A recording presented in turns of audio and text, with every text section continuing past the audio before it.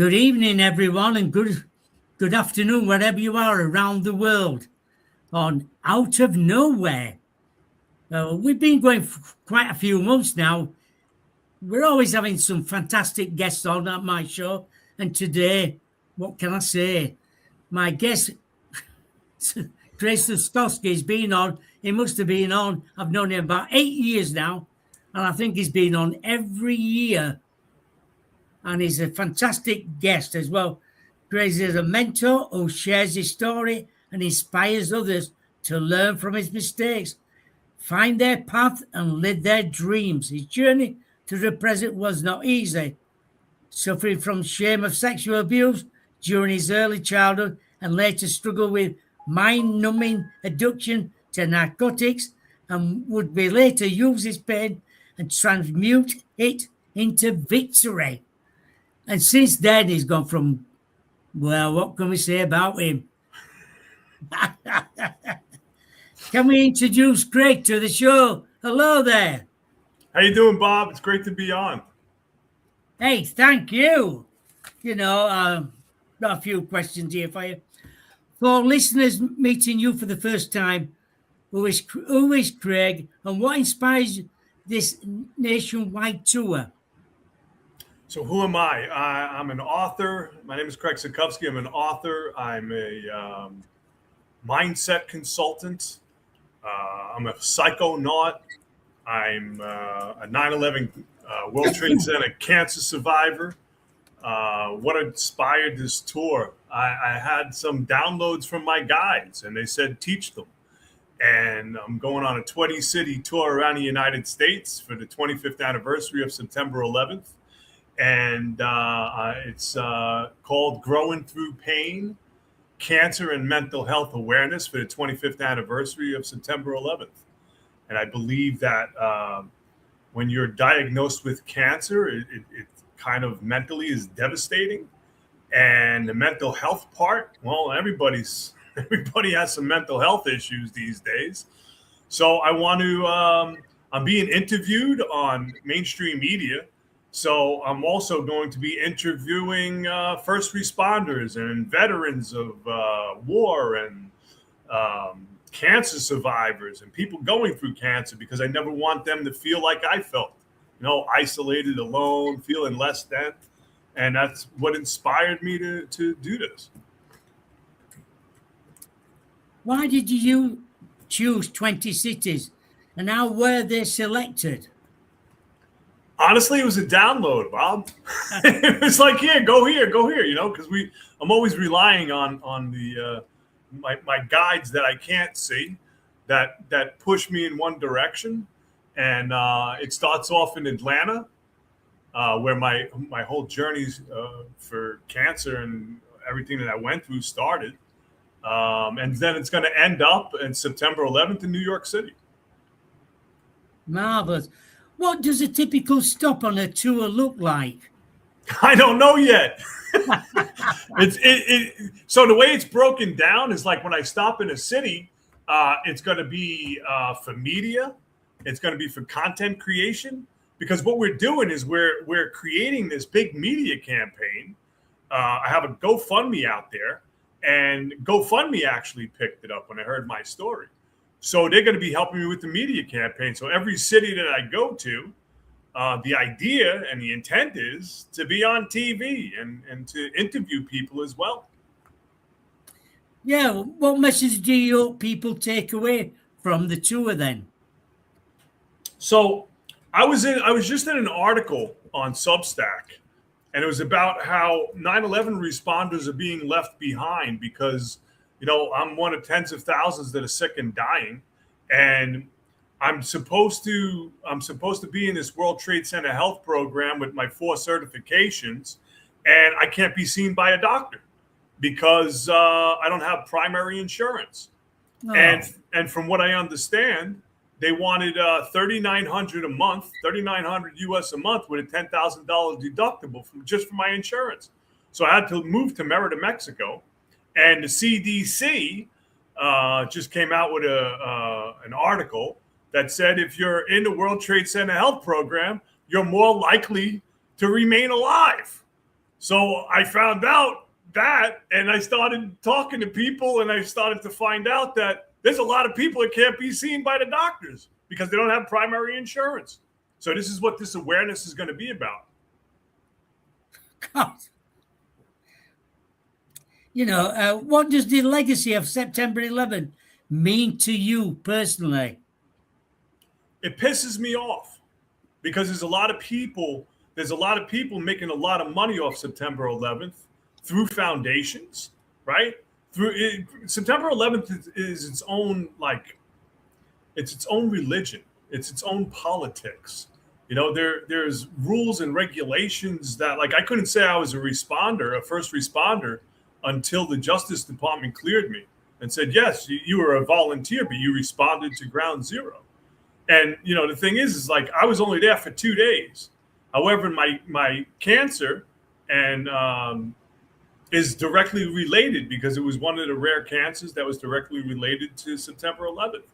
And since then, I was misdiagnosed 4 different times, twice with male breast cancer, which is huge in the 9/11 community. Yeah.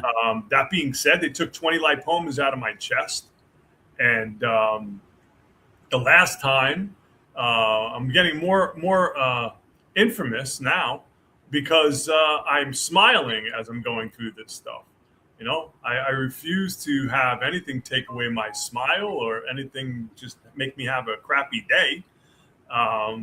The 4th time I was misdiagnosed, I had a knee surgery in 2024, and they told me in September of 2024, in November of 2024, I went back to the surgeon, and he was like, I think your leg isn't healed yet. And the reason why is I think you have synovial sarcoma.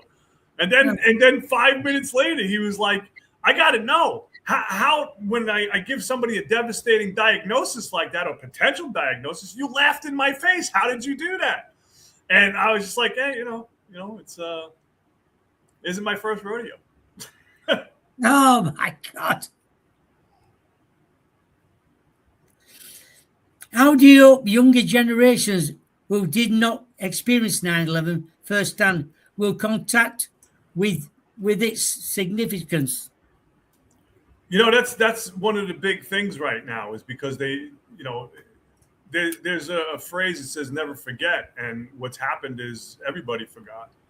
September 10th of last year, that guy Charlie Kirk was shot and killed, and Correct.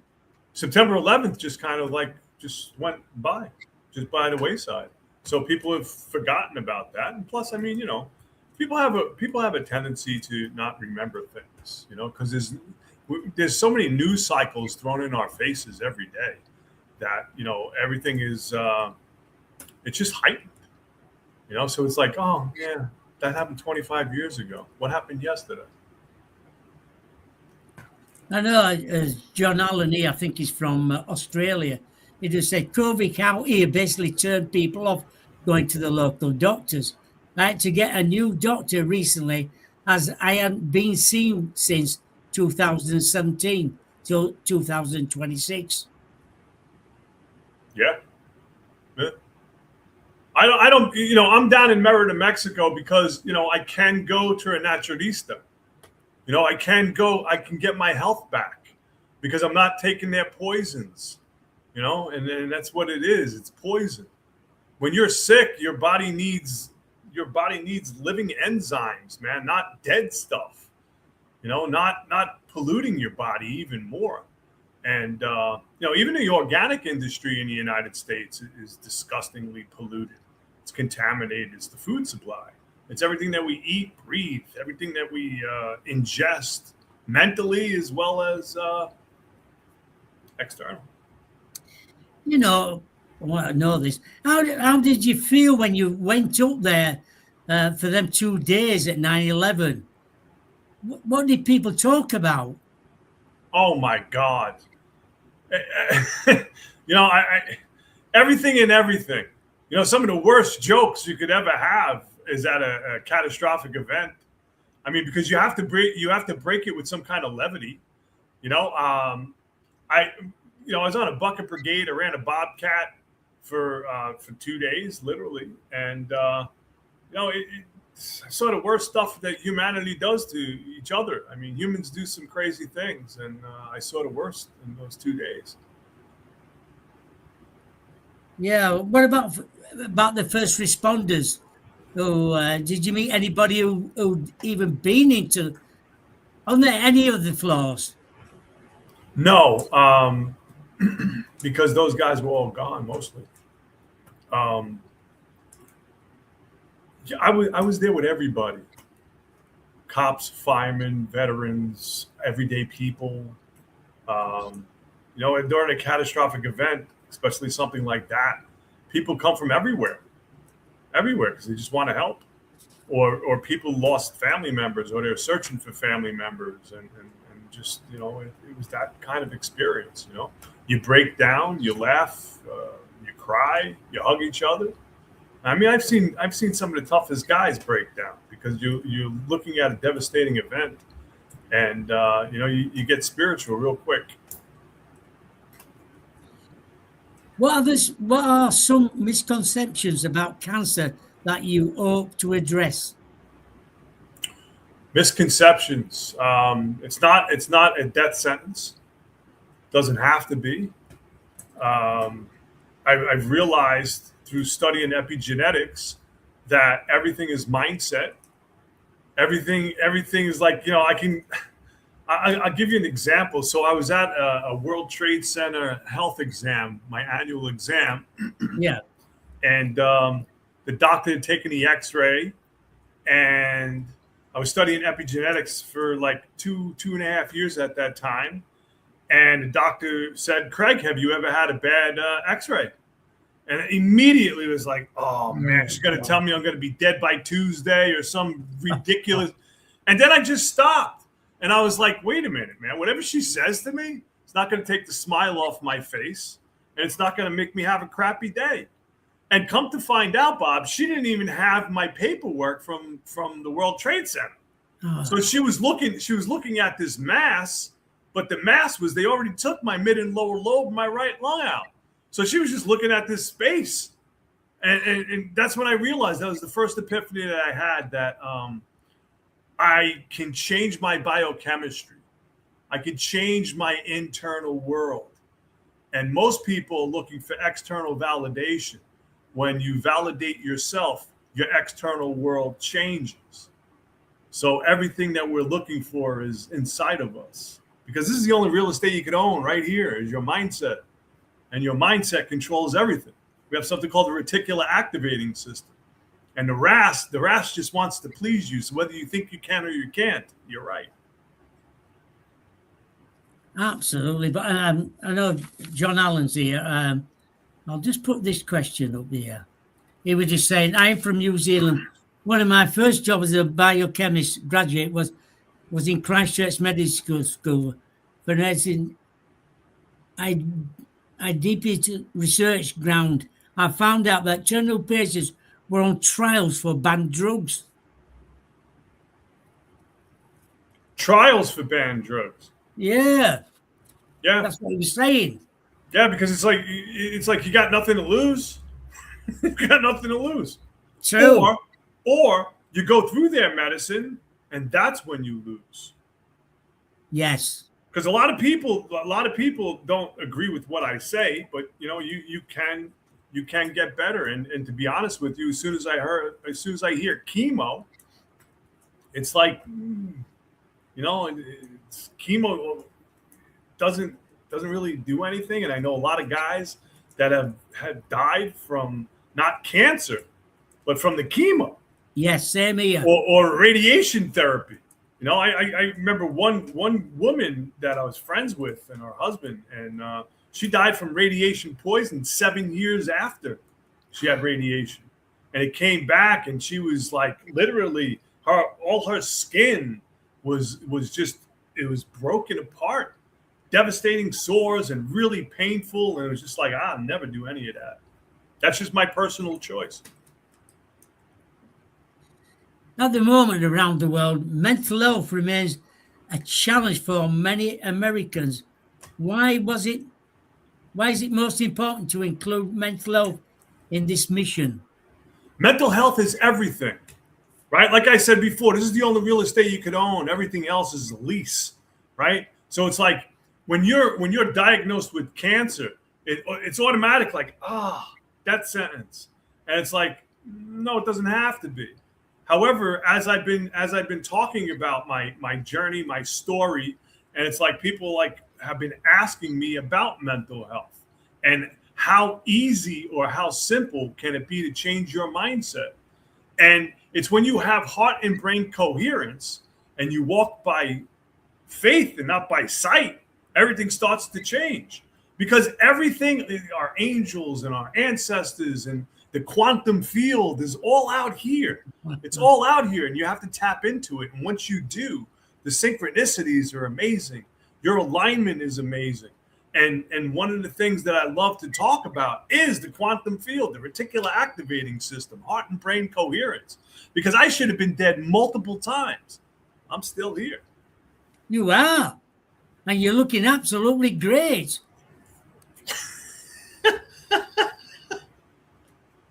You are. Yeah, man, I feel amazing, Bob. I really do. You look great as well. How do you see the connection between trauma, grief, resilience, and mental wellness? So everything is a triggering point in our lives. Everything. When people start to understand that externally, everything is an external attachment, right? So it doesn't matter if it's trauma, it doesn't matter if it's a mindset, it doesn't matter. The reticular activating system doesn't know the difference between now and then, doesn't know the difference between an experience that happened 20 years ago or something that has happened now. So it's the present, right? You have to open up this gift. And when I started opening up the gift of every day, time slowed down. I slowed time because I just concentrate on now, the here and now, and not the future event. What's going to happen in the future? Don't know. It's a theory. But I can tell you, if you keep concentrating on what happened to you back then, I could predict your future because it's going to look exactly like your past. We have to get radically uncomfortable, right? And be uncomfortable in that inner child work, because I believe we're all kids in adult bodies, right? So if you're not healing that inner child, the thing that happened between 0 and 8 years old, right? The Jesuits used to say, show me the child and I'll show you the adult, because it's true. From 0 to 8 years old, it's about our programming. It's about what your mom said, your uncle said, what you have observed. And if you can't tap into that emotional attachment to those stories, right? You'd be 80 years old, man, and you're going to still act like a 7-year-old because you haven't gotten over it. It's true. You just haven't gotten over it. Have we talked about mindset before then? Is it to do with that?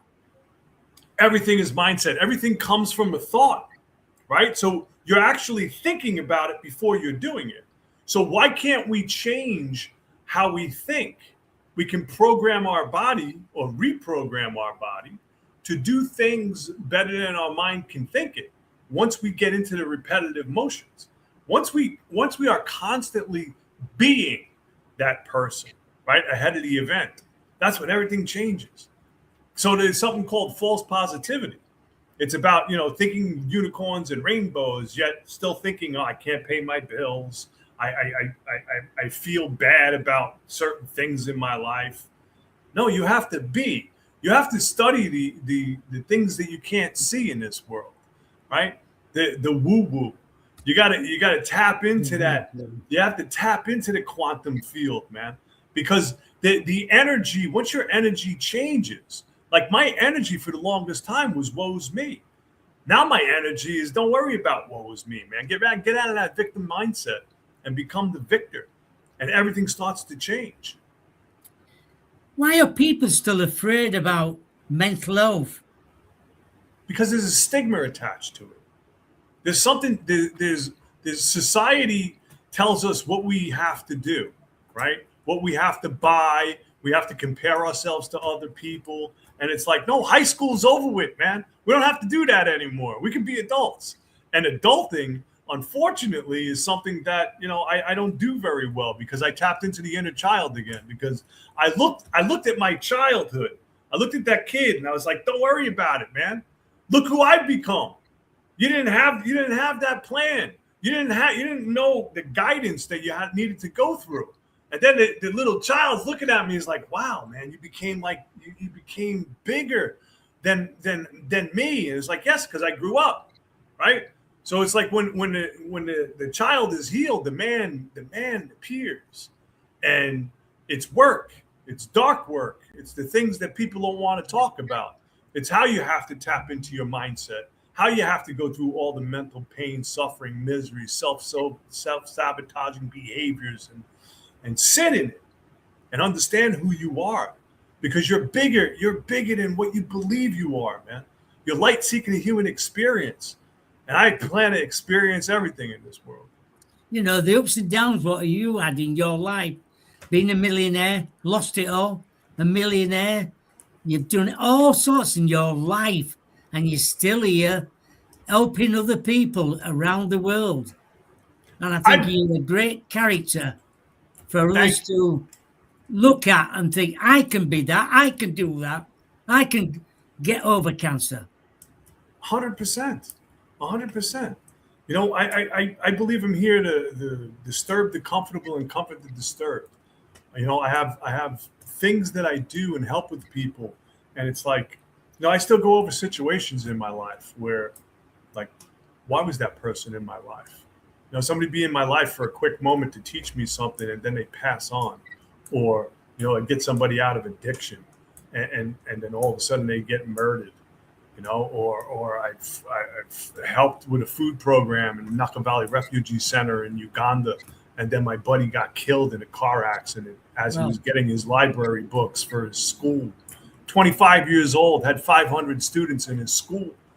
I think about these situations and stuff, and I'm like, wow. Then I think about the shamans that I've encountered, where everybody goes and gets their names at the end of the ceremony, and the shaman's like looking at me. And he's like, he goes like this, and people are like, what are you doing, man? And he's like, oh, well, his name is Tao, means sun, because everywhere he goes, he's going to light up the earth. I didn't want the responsibility of this, man. Now I embrace it. For the longest time, I always thought I was going to be famous egotistically and pride because of like what I did in business. No, I got infamous as the 9/11 cancer guy. It took me a while to embrace that, man. That was humiliating. That was humbling. Now I'm the 9/11 cancer guy, man. I beat it. Wow. What advice would you give someone struggling with anxiety, depression, or emotional trauma? Don't pay attention to it. It's a trick. It's a mindset trick. Because as you're dealing with anxiety, the more you study the anxiety, the more you're in the anxiety, that brings depression. The more depression that you tap into, right, that brings suicide ideation. Get off the meds. Get off the meds that you're on. That stuff brings an entirely different emotional reaction. Because look, and I can, I understand life is hard. It's unfair. I get all that. I've had 30, 40 surgeries and procedures since 2017, man. I had a knee ablation that gave me 3 blood clots that almost killed me. It took me a year and a half to learn how to walk again. I had my mid and lower lung removed. I had my gallbladder taken out. I've had hernia surgeries. I've had lipomas taken out of me over and over again. And now I'm sitting here because I have a smile on my face, because you have to work through things. You have to understand who you are. You're an energy being. You're a light force. Most of us want to shut that down. Most of us want to dumb it down for other people. It's like, no, man. All gas, no brakes. Yeah.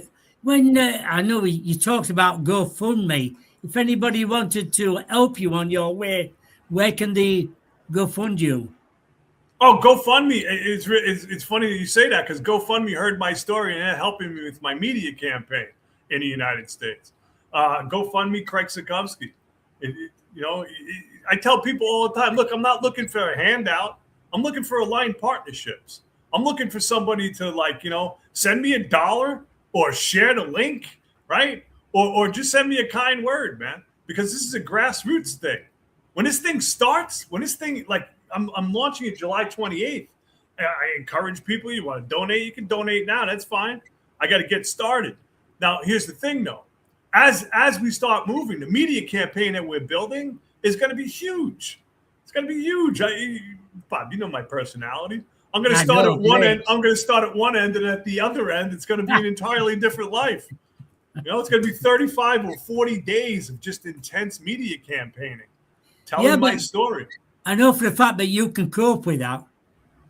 Yeah, of course. Can alchemize everything in my life. You love anything like that. Of course.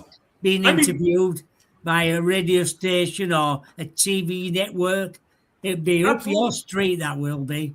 Absolutely. Because I understand this is bigger than I'll ever be. I tell everybody I'm just a knucklehead from New Jersey. And if I can figure this out, everybody can.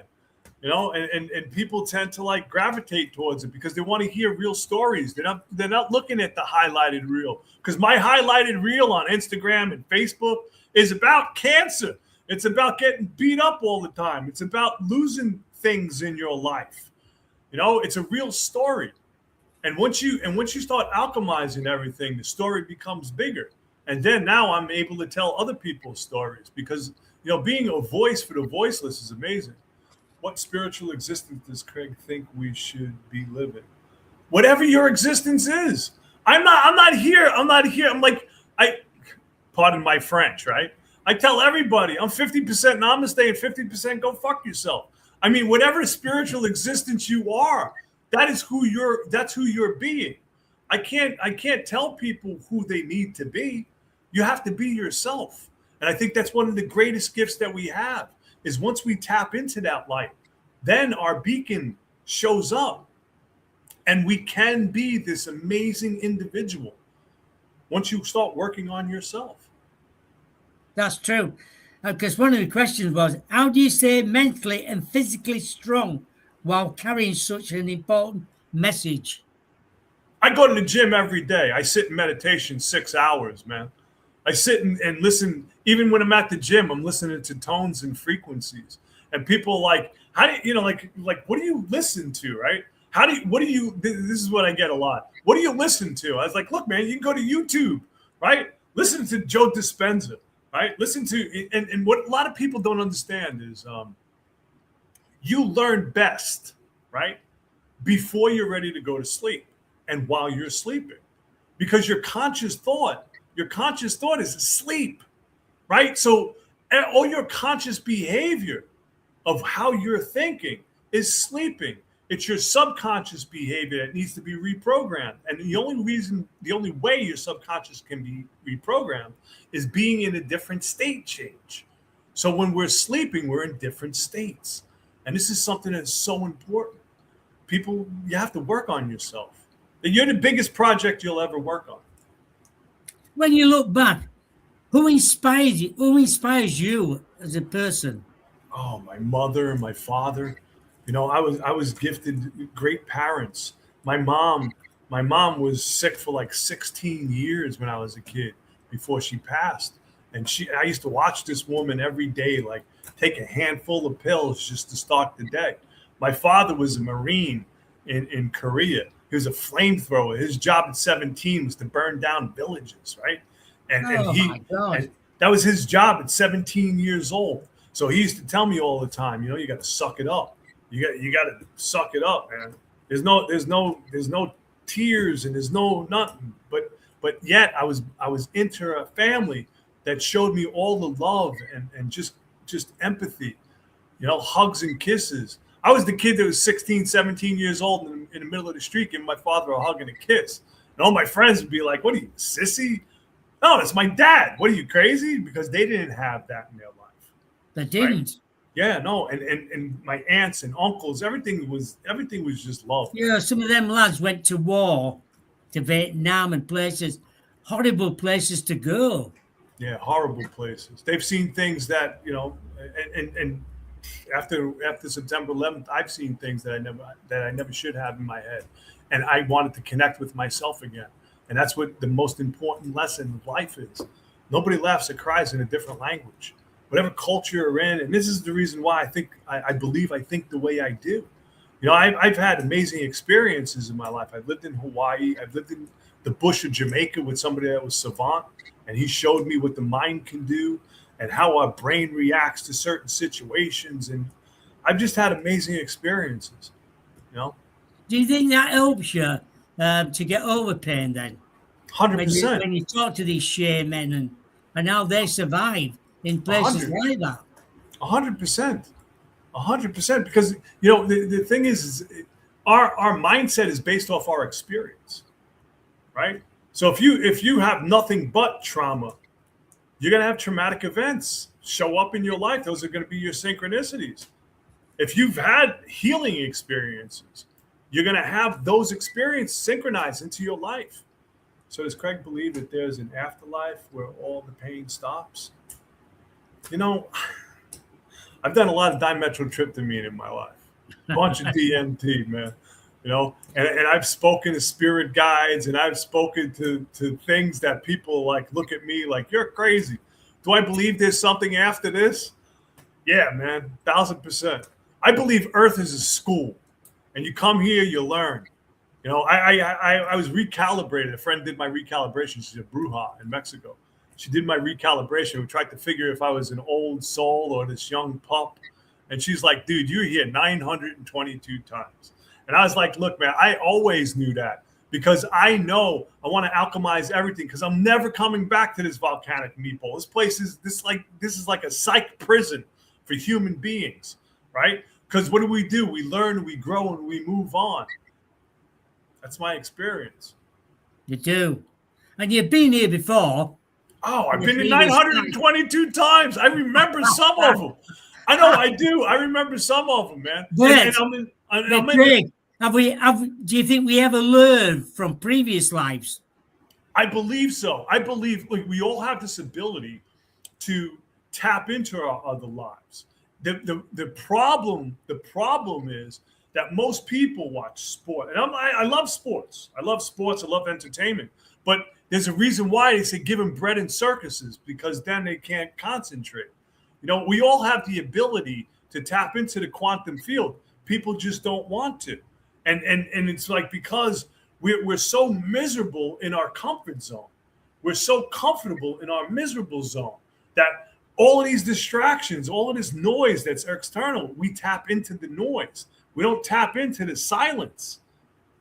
I've just tapped into the silence. I tapped into the silence for 6 years while I was battling cancer, battling the external environments that after my surgeries and procedures.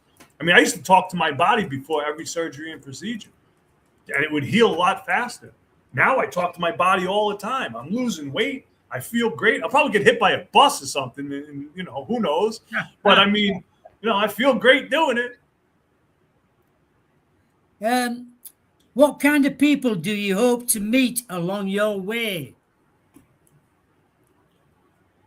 The kind of people that are going through and been through pain, misery, and suffering. I can't hold normal conversations with people anymore because it's like the person that's bitching and complaining because the grocery prices are going up, or their life isn't great because they don't have a new car, or they don't live in the house that you can change all of that, man. You can change every environment that you're talking about, every existence that you're talking about. You just don't want to put the work in. I'm talking about, going and talk to people that have been through the worst of the worst pain, physically and mentally. The person that just lost their kid, the person that just, battled their mental illness and won, the person that's been in dark places and still is in dark places. Those are the people I want to meet along the way. Because you know what? A lot of people have masks these days. Oh, they do. I think it's an hard time for youngins to be brought up in this era at the moment. And it's funny you should say that, because the young ones, the real young ones that are coming up now, they're starting to understand analog was definitely better than all the crap that we're going through right now. So they're going to flip top phones. They're separating from, the world of the internet. Because remember when the internet first came out, Bob, we used to go to it to get out of our regular programming, right? We used it as an escape. Now, an escape, you just got to shut your phone off. I shut my phone off daily, and I just sit here and I write new projects, and I'm doing this and I'm doing that, and time flies. It really does, and I understand time is an existential existence outside of us. It's the energy that you put into everything, and I put my energy into different things now. What's Rick Allen saying here? Let's have a quick look.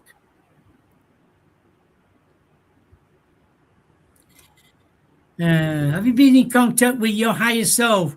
Many call it the creator by all religions, but no other soul, and our soul is an energy as essence. Is this us? It's a funny thing that you should say, because my ex-wife and my daughter, right? They would be like, so have you spoken to your friends? And I'd be like, sometimes they've told me that I was one of the hardest humans that they've ever worked with. And I believe that because, I play with them. I like to piss them off, and the thing is, it's like, yes, I've been in touch. I'll give you a quick story. When I was in Jamaica, I was sitting in a thing called the Circle of Life. You sit in it for 3 days, 5 days, or 7 days. I sat in it for 3 days. And in that existence, now you're sitting in a circle that's 15 feet in circumference, and the first day you see everything outside. The second day you see everything inside. The third day you start to hallucinate and you start to problem solve. And at the end of this third day, I had an entity or an experience come into my life, and I talked to that experience every day until my daughter was born. And that, like me and my daughter, like we have this amazing thing right now. We really, I raised her to be a different human.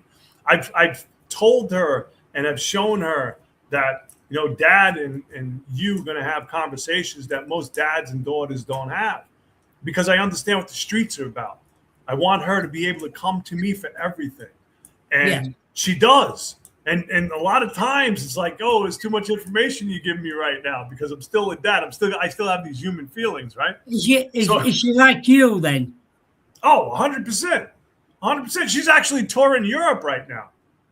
Oh, brilliant. Yeah, she's in 6 different countries. And then I think it's Monday, she starts studying in Oxford for 6 weeks. Ooh, brilliant. Yeah. Yeah. And she's an amazing kid. She is. And she's a knucklehead kid, too. Like, she does stupid crap, And I never get on her about it, because it's like, you got to live your human existence, man. I don't have any, I show her the road. I don't tell her what exits to take and what on-ramps to get on. I want her to have her experience, because she has to have her own experiences. Yeah, just like, see, like with a lot of things now with anxiety and depression with these kids is their parents are giving their failures onto their children in the hopes that they become the kids' successes. No, that leaves you anxious, depressed, suicidal, all of that. And people just don't understand that. They don't. They want to pass their failures onto their children. It's true, is that as well? How do you hope this tour will be remembered 5 or 10 years from now? People are going to be looking at me and going, that crazy son of a bitch actually pulled it off.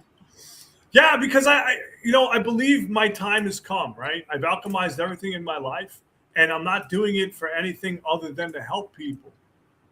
And like I said, man, I'm going to get on the road. I always wanted to see the United States. Look, let me tell you something, Bob. I'm on this guy's, I've been on this guy's YouTube channel, right?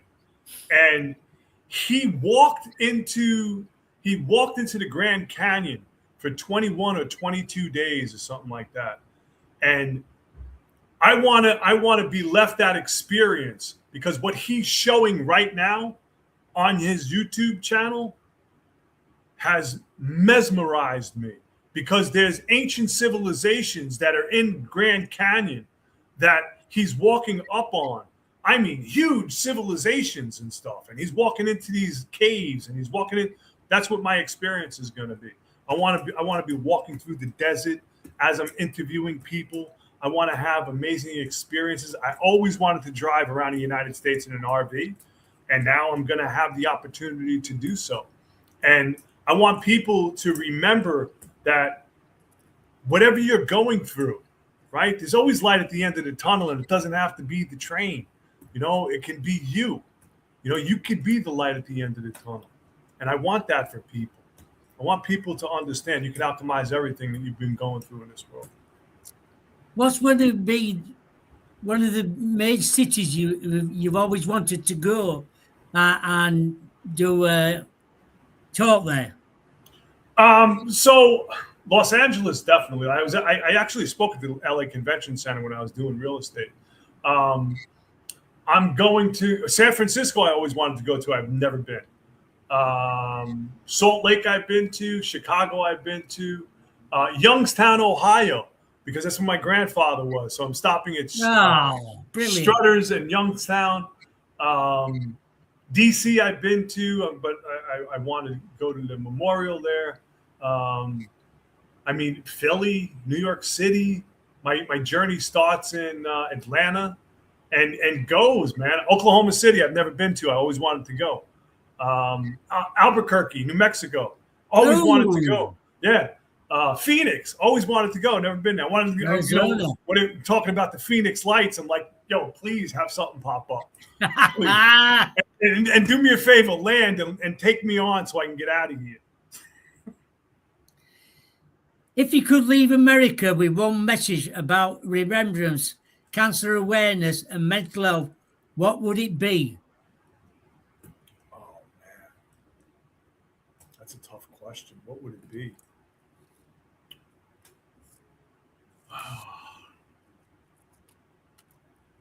I think it would be that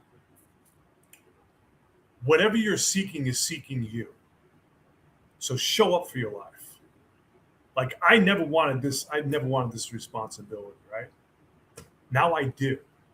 Now I want to play the game. I want to play in the field. I want people to heal. I want people to just overcome everything that they've been through, because I have, and I know it's possible. And right now, the United States needs a big healing, man. There's so much racism going on. There's so much just all the crap that humans go through. I want people to understand that you can go through whatever and still come out pretty sane, a little bit sane. Pretty sane.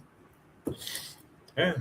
You know, when you talk about medication and all that, pharmaceutical companies make billions out of everybody. They give you one medication, they give you something else to counteract that one.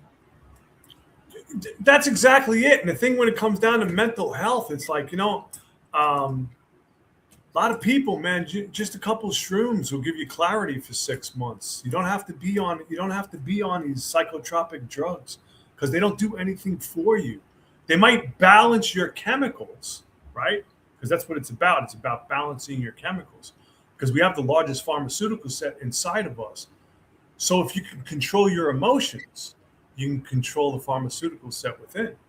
That's heart-brain coherence. Most people don't want to do the work, Bob. They just want to take a pill. And a lot of times, these pharmaceutical companies, they don't care about you. They just don't.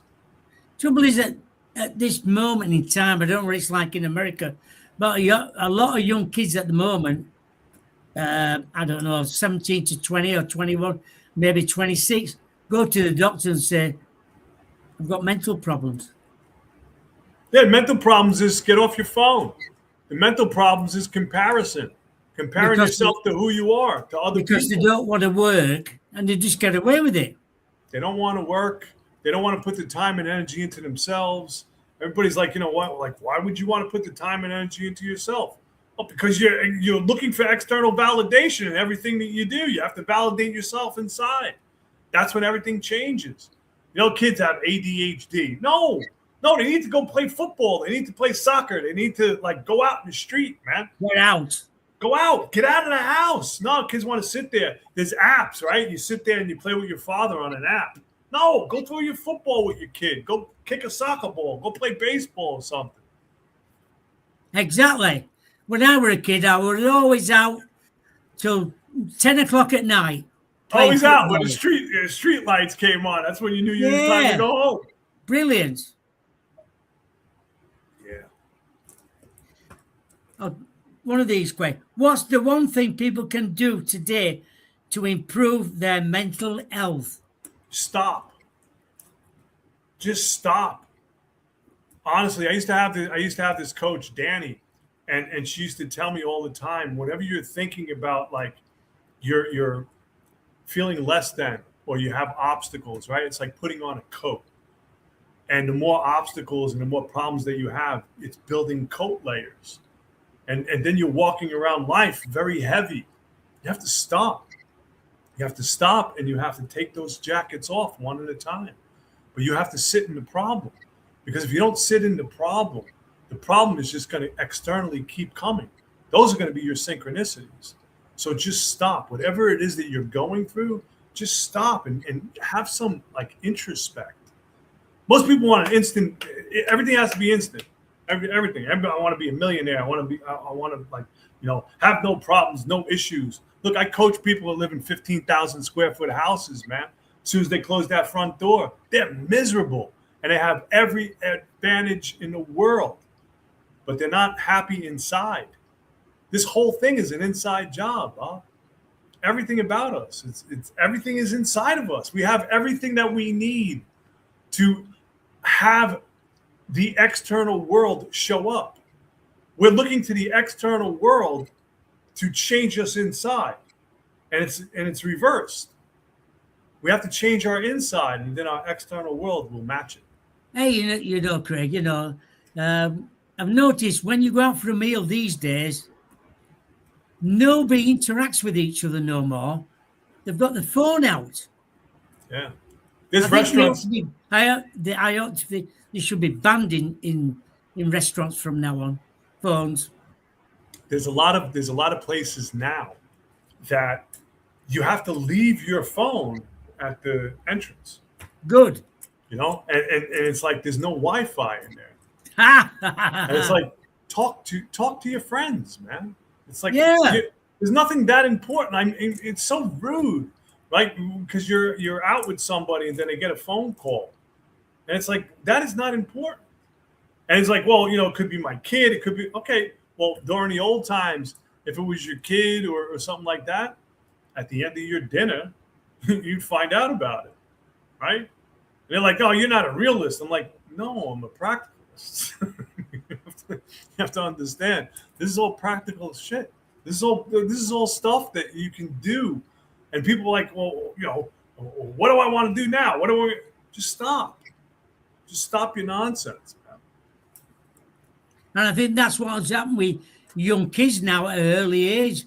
And when they're 1, 2, and 3, they're in the pram and they've given them a phone to play Give them with. a phone as a babysitter, yeah. What's all that about? blue screen light. It stimulates their mental cortex, their mindset, right? It taps into that. I mean, you can look at your phone all day long, right? And you don't even know the subliminal messages that are coming across in everything that is on the phone. There are subliminal messages that we can't see that is being done to us. And it's like, well, you know what? That doesn't happen when you shut off your phone. Doesn't happen when your phone is not on. I mean, this is like very simple things that you could do. Like first thing in the morning, people grab their phone. No, first thing in the morning, set your intention. It's like, what is your intent for the day? Before the world comes into you, go out into the world. Set your intention. This is what I'm going to do. It only takes 5 minutes, and it's going to set your day up entirely different. Same thing when you go to sleep. Shut off your phone. Write some stuff out. What are my intentions for tomorrow? And then put some subliminal stuff on that you could learn from as you're sleeping.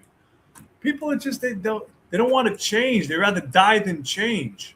You know, you have to put yourself in different states to get a different experience. So I wrote down some notes, right? It was like how to change your reality. It's like when you have the same thoughts, same choices, same actions and behavior, you get the same experiences that give you the same feelings, and it's the old state of being. This is Dr. Joe Dispenza stuff. This isn't me. This is just all his stuff. Yeah. It's like, well, new thoughts give you new choices, new actions and behaviors give you new experiences, and it gives you new feelings. New feelings change the game, and then you have a new state of being. This is simple stuff, man. It just requires repetitive work, because if you're anxious and depressed, right, you've gone through that repetitively, anxious and depressed. So you're feeding the cortisol and adrenaline instead of the oxytocin and serotonin. Why would you ever want to tap into the adrenaline and cortisol if you had the feel-good chemicals pumping through your body? And a lot of people don't understand. This isn't the brain. This is the brain. This is the thing. This is the thing that you have to tap into. It's heart and brain coherence, because your brain, which is your heart, sends all the emotions, sends all the hormones out, right?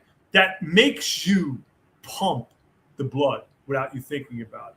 That gives you your breath without you even thinking about it. So this is the brain, not this. This is the antenna. One word, what's going to describe your tour? Resilience. That's the word, man. Resilience. Resilience. Yes. It sounds good, that does. Because I know once you start, it's going to be every day you get up, you're going to be a positive person. You're going to be straight in with it. Bob, I get up at 3 o'clock every morning now. Yes. Every morning I'm up at 3 a.m. I take a nap about 9 o'clock. Right. About 9 o'clock in the morning, I take a nap. Most people are waking up. I'm going to sleep a little bit, right? Because, and the thing is, whenever I take a nap, nobody can complain, right? I just shut my phone off. I just turn off the internet, take a nap for a couple hours, and then run from like 11 to 11. Just a 12-hour pump. You know, people are like, don't you sleep? Man, I tap into REM with a different state. You know, I mean, I listen to frequencies that put me into a different state. I listen to different soundboards, right? Somatic frequencies. This is my life, and this is what I'm jacked up about. I want to show you. But it's made you feel a better person from what's happened in your life. You seem to have 100%. Go on with life. No negative thoughts. Them's all gone, and you just go on with it. See, the thing is, we all have, right? That insecure, that self-loathing, self-sabotaging behavior. We all have these thoughts that we're less than. It's just that when you're doing this stuff every day, repetitively, right? I might have a fleeting thought like, oh man, how am I going to pull this off? Then it's like, no, you get to do it, right? You don't have to do it. You don't want to do it. You get to do it because you're still alive. That motivates me more than anything. That inspires me more than anything, because you have to change your perspective. I get to do everything that I'm doing because I'm still alive. What's the end result, Bob, of everybody? End result is death. Yes. The end result is death, man. That's it. My buddy Tom used to say, dead is dead. You can't come back from dead. But we don't want that. We want to live as a normal life as I can. Beautiful existence, right? So we have to create heaven on earth. Do you believe in a creator, or do you see that as weak? No, No.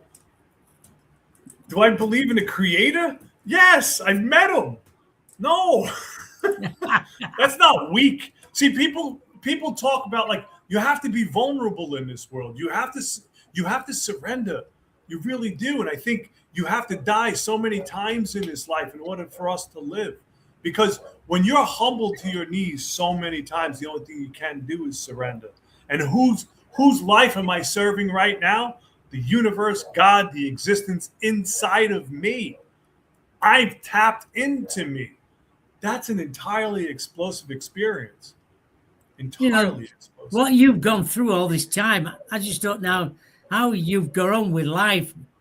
Lots of DMT, Bob. You inspire people. I do, and I piss people off too. I really do. I like that one. Yeah. So when do you start on this tour? We launch in July 28th. It's in a month. About a month's time. Yeah, a month time. Hey, are you now? It's getting closer and closer. Are you looking forward to it more now? Yes, but I'm enjoying the process, right? Like, so looking for sponsors, looking for the funds. Like, I'm going through the process, right? And as I'm going through the process, I'm becoming a better version of myself, right? because I'm at peace. There's nothing stirring up my emotions. Like I already see this thing done. I already see the outcome. I already see like rolling up on certain spots. I already see like talking to the cancer patients. And I don't have to tell my story to them. They can feel the energy. I understand what they're going through. Because man, life beats you up. It does. It's unfair. It's unkind. You have to turn that into empathy. And once you turn everything into empathy, man, the whole world is forgiving. It is. It's a very forgiving world that we live in. Oh yes, definitely, yeah. Once you alchemize everything, the unforgiven becomes forgiving. Definitely does. I like it. Greg, I look forward to hearing all about your tour when you're finished, and I'll have to get you back on again. Oh, I'd love that, Bob. You know how much I love you, Bob. Thank you, Greg. We all love you too. Thank you. You're a great guy you are to helping people around the world. I know because you used to do your podcast, you used to do mindset readings and helping people. Well, I've got difficulties in life. And people like you are out there. It's nice to meet people like you as well. It's nice to meet people like you, Bob. You've given me a platform over the years, and I really appreciate it. That's okay, my good friend. I look forward to hearing from you on your tour. We could actually do one on the tour. That's a good thing because I believe it or not, I had a guy on who writes books about Jack the Ripper, and when I would interview him, he was only walking the streets in London to the places where Jack the Ripper had done it. And, we never planned anything like that. He was just in London. When I phoned him up and he went, I'm ready when you are. Yeah. Let's do it. Let's do it. And I thought, what an amazing thing it was. This is down that street and this is where that happened. And we just toured around for an hour and a half. That's awesome. That's amazing. But yeah, that could be arranged. That could be. I'll get in touch with you, second week or third week. Sounds good. I'll be in Phoenix, Arizona. Phoenix going to LA. Right. Yeah. I'll remember that. And then I'll give you a couple of days notice. Okay. To see if you're all right and everything. Oh, and this is gonna be on Facebook, Instagram, TikTok. I'm gonna be going live during the days. Yeah. I love it. Yeah. Yeah. So thank you again. And this was short notice. You only had a day to be I ready. Bob. Yeah, like I said, Bob, it was one of those synchronicities because I had zero plan today. I was going to chill out, go to the gym, and it's like, oh, you want to show up? Sure, why not, Bob? Let's go. And then I just thought of you. Thought, oh, I appreciate Craig. it. I just typed your name and it came up. Thought, he's the man. He's the man who can. 100%. I never used to believe like that, but yeah, I am the man that can. You can. He's the man who can. Well, thank you, Craig, for coming on the show. Thanks, Bob. It's always a pleasure, my friend. Oh, you're a fantastic guy. My guest next Wednesday, the 1st of July, is Karen Frey. She's a psychic medium, paranormal investigator. She's next Wednesday, the 1st of July. So you take care. I'll speak to you in a minute. Thank you to everybody in the chat room. And thank you again. Good night and God bless. Bye for now.